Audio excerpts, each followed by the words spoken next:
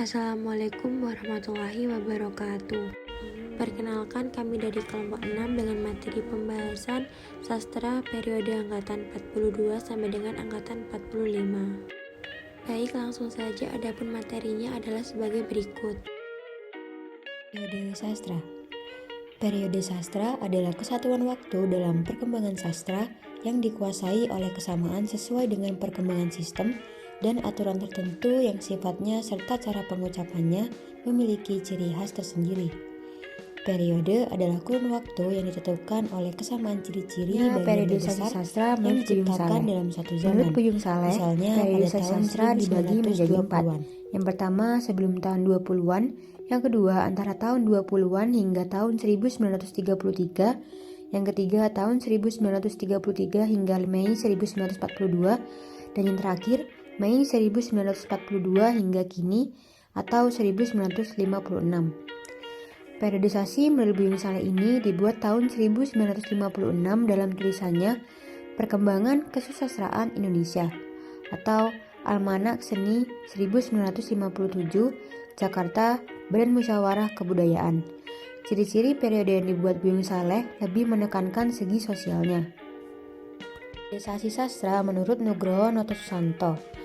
Menurut Nugroho Notosusanto, mengutip pada tulisannya berjudul Soal Periodisasi dalam Sastra Indonesia, basis nomor 7 tahun 12 April 1963, halaman 199 hingga 210 dikemukakan periodisasi sebagai berikut.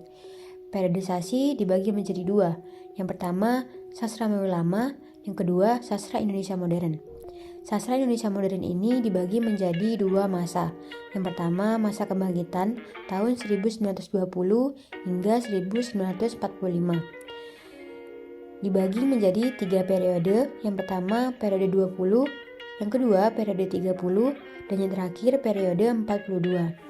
Sedangkan masa yang kedua, masa perkembangan 1945 sampai sekarang, dibagi menjadi 2 periode. Yang pertama, periode 45, dan yang terakhir, periode 50. Model periodisasi yang dibuat Nugroho Notosusanto ini mendasarkan model yang dibuat Hans Beguyasin dan Puyung Saleh. Yang berikutnya, periodisasi menurut Bakri Siregar. Dalam buku yang ditulis Bakri Siregar berjudul Sejarah Sastra Indonesia Modern 1, 1964, dinyatakan bahwa periodisasi sastra Indonesia dibagi menjadi 4 periode. Yang pertama, periode pertama sejak masa abad ke-20 sampai 1942. Yang kedua, periode kedua sejak 1942 sampai 1945. Yang ketiga, periode ketiga sejak 1945, masa revolusi bergolak sampai masa surutnya revolusi 1950. Dan yang terakhir, periode keempat dari 1950 hingga sekarang 1964. Bakri Siregar tidak mengemukakan ciri-ciri intrinsik karya sastra pada setiap periode yang dibuat itu. Periodisasi menurut Ayib Rosidi. Dalam buku yang ditulis Ayib Rosidi berjudul Ikhtisar Sejarah Sastra Indonesia 1969, dinyatakan bahwa periode sastra Indonesia dibagi menjadi 2 masa. Yang pertama, masa kelahiran dan masa penjadian tahun 1900 sampai 1945. Di masa ini dibagi menjadi 3 periode. Yang pertama, periode awal hingga 1933, yang kedua, periode 1933 hingga 1942, dan yang terakhir, periode 1942 hingga 1945. Dan masa yang kedua, masa perkembangan, atau tahun 1945 hingga sekarang. Di masa perkembangan ini dibagi menjadi 3 periode. Yang pertama, periode 1945 hingga 1953. Yang kedua, periode 1953 hingga 1961. Dan yang terakhir, periode 1961 sampai sekarang atau 1969. Ayib Rosidi membedakan ciri-ciri intrinsik tiap-tiap periode berdasarkan perbedaan norma-norma umum dalam sastra sebagai pengaruh situasi tiap-tiap zaman. Selanjutnya di sini kami akan membahas tentang sejarah singkat periode sastra Indonesia tahun 1942 hingga 1945. Seperti yang telah kita ketahui sebelumnya, lahirnya bahasa Indonesia dan sastra Indonesia ialah hasil dari pertemuan antara bahasa dan sastra Melayu. Sastra yang berkembang di Indonesia sendiri ini ada dua, yaitu sastra modern dan sastra klasik. Sastra modern adalah sastra yang berkembang setelah perkembangan budaya Eropa. Sedangkan untuk sastra klasik ialah sastra sebelum adanya pengaruh perkembangan budaya Eropa. Beberapa penelaah sastra di Indonesia telah mencoba untuk membabat sejarah sastra Indonesia. Walaupun di antara para ahli tersebut terdapat persamaan-persamaan yang mencolok dalam membagi-bagi babakan waktu sejarah sastra Indonesia. Namun, apabila jika diteliti lebih lanjut, maka akan tampak bahwa periodisasi itu menunjukkan perbedaan dari masing-masing periodisasi yang terlihat mencolok. Nah, untuk agar lebih jelasnya, kami akan memberikan sejarah singkat babakan waktu antara periode 1942 hingga 1945. Nah, saat pembabakan dimulai, Indonesia menjadi jajahan Jepang selama kurang lebih 3 tahun lamanya. Nah, hal tersebut termasuk dalam peristiwa penting di Indonesia sendiri, terutama dari segi sastra Indonesia. Karena hanya Jepanglah negara yang mendukung diresmikannya bahasa Indonesia. Namun, tentu saja maksud dari Jepang tersebut adalah untuk menggantikan bahasa Indonesia menjadi bahasa Jepang.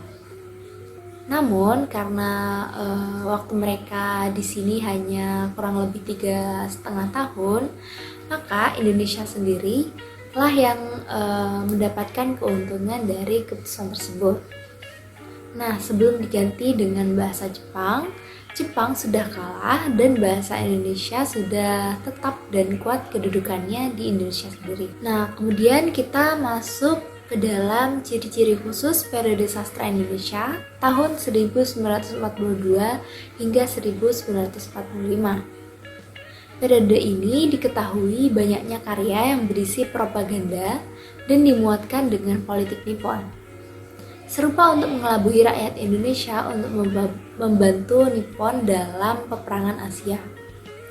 Nah, pihak mereka sendiri ini mendirikan balai pustaka yang diberi nama Kemal Bungka Shidoso, yang nantinya akan menerbitkan karya seperti novel, cerpen, dan puisi untuk kebaikan keunggulan dalam bersandiwara dengan menggunakan media propaganda. Nah, untuk menyempurnakan karyanya, Nippon ini membuat semacam propaganda atau sayembara penulisan cerita bagus, cerpen, ataupun drama.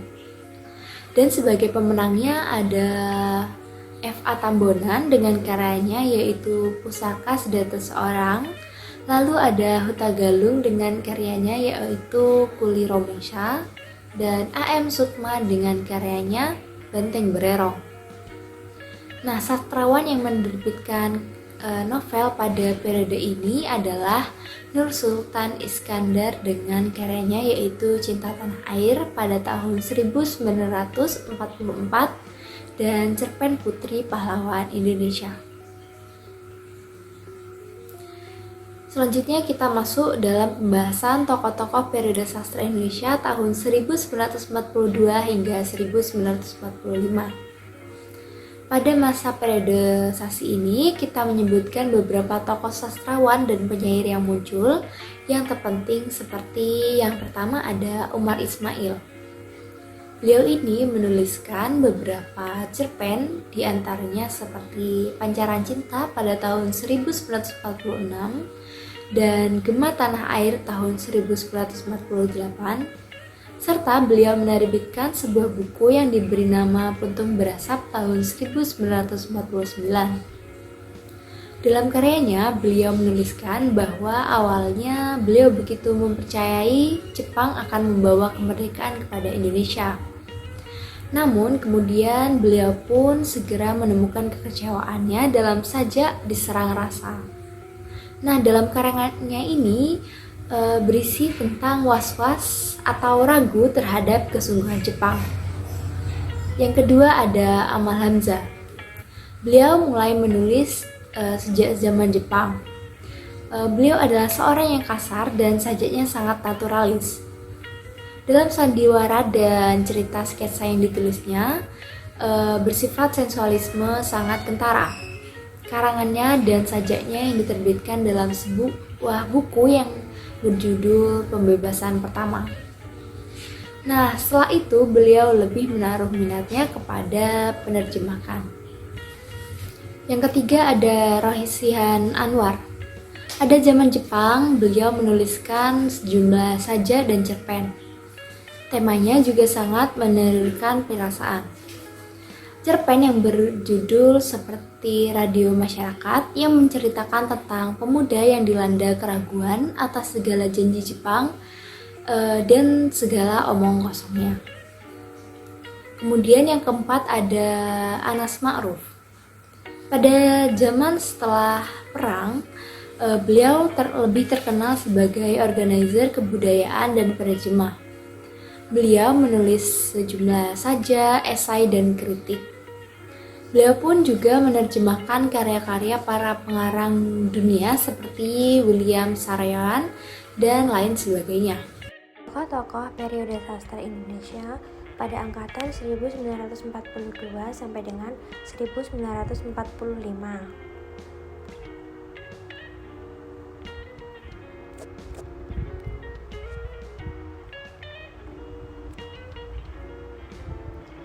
Yang pertama adalah Umar Ismail. Ia menuliskan beberapa cerpen, diantaranya Pancaran Cinta pada tahun 1946 dan Gema Tanah Air pada tahun 1948, serta menerbitkan sebuah buku yang diberi nama Puntung Berasap pada tahun 1949. Dalam karyanya, ia menuliskan bahwa awalnya ia begitu mempercayai Jepang akan membawa kemerdekaan kepada Indonesia. Tetapi kemudian ia pun segera menemukan kekecewaannya dalam sajak yang judulnya Diserang Rasa. Yang kedua adalah tokoh Amal Hamzah. Ia mulai menulis sejak zaman Jepang. Ia seorang yang kasar dan sajaknya sangat naturalis. Dalam sandiwara dan cerita sketsa yang ditulisnya, sensualisme sangat kentara. Karangan dan sajaknya diterbitkan dalam sebuah buku yang berjudul Pembebasan Pertama. Setelah itu, ia lebih menaruh minatnya kepada menerjemahkan. Tokoh yang ketiga adalah Rosihan Anwar. Pada zaman Jepang, ia menulis sejumlah sajak dan juga cerpen. Temanya sangat menyentuhkan perasaan. Cerpen yang berjudul Radio Masyarakat menceritakan tentang pemuda yang dilanda keraguan atas segala janji Jepang, atas segala omong kosongnya. Dan juga tokoh yang keempat adalah Anas Ma'ruf. Pada zaman setelah perang, lebih terkenal sebagai organizer kebudayaan dan penerjemah. Kalian pasti sudah tahu kan, apa itu cerita pendek? Pada zaman ini, cerpen tumbuh dengan subur. Cerita pendek merupakan cerita yang tidak lebih dari 10.000 kata.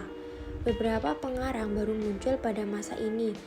Diadakannya beberapa sayembara, membuat para seniman yang tidak begitu terkenal kini menampakkan dirinya. Pada zaman ini terdapat satu cerpen yang terkenal dengan judul Anak Laut. Tidak lama kemudian, lahir kembali cerpen baru dengan judul Pancaran Cinta. Setelah angkatan 1942, kemudian di tahun-tahun berikutnya terdapat beberapa sastrawan yang mulai menampakkan dirinya. Salah satunya adalah Bakri Siregar dengan cerpennya yang populer dengan judul Di Tepi Kawah. Cerpen ini mendapatkan penghargaan pertama karena berhasil memenangkan sayembara cerpen pada saat itu. Selanjutnya, bentuk karya sastra yang kedua adalah drama. Pembawaan drama pada saat Romusa sangat populer dan subur. Karena pada saat itu, pembawaan karya sandiwara sangat berkembang dengan pesat. Hal itu disebabkan oleh rombongan sandiwara yang berkumpul pada kelompok usaha sandiwara. Beberapa pengarang yang terkenal pada masa ini adalah Armin Pane, Usman Ismail, Abu Hanifah, dan juga Idrus. Umar Ismail pernah menulis sebuah drama yang kemudian dipentaskan atau dimainkan oleh Kepulauan Rakyat Maluku. Adapun drama tersebut adalah Mutiara dari Nusa Laut, yang kemudian diperankan oleh para rombongan Maya yang dipimpinannya sendiri. 3 drama karangan Usman yang sempat dibukukan dalam satu buku yaitu Sedih dan Gembira, yang di dalamnya terdapat antologi yaitu Api, Liburan Seniman, dan juga Citra. Kemudian ada tokoh selanjutnya yang tidak disebutkan di PowerPoint yaitu Abu Hanifah. Beliau memakai nama samaran El Hakim. Ia menulis beberapa buah drama yang kemudian dibukukan yaitu Taufan di Atas Asia. Di masa sudah merdeka, ia kembali menulis lagi dengan tema Rogaya dalam 4 babak dan Mamang Laut 3 babak. Lalu yang terakhir adalah Idrus. Ia pernah menulis beberapa drama diantaranya dengan judul Membalas Dendam yang menggambarkan pengarang muda yang menghadapi pengarang kolot dengan kemenangan di pihak pengarang muda, meskipun si pengarang kolot menggunakan ilmu guna-guna. Kesimpulannya, pada periode 1942 sampai dengan 1945 dibagi 2 masa, yaitu masa kedatangan Romusa dan sesudah kemerdekaan. Beberapa karya yang sering diunggulkan pada periode ini adalah berupa cerita pendek dan juga drama. Kebanyakan isi karya dituliskan di atas berupa dengan tema politik kemerdekaan, baik cerpen maupun drama, karena periode sebelum ini lebih identik dengan karya yang bertema roman seperti Kisah Cinta Siti Nurbaya, sehingga perbedaan antara kedua periode ini terasa begitu berbeda.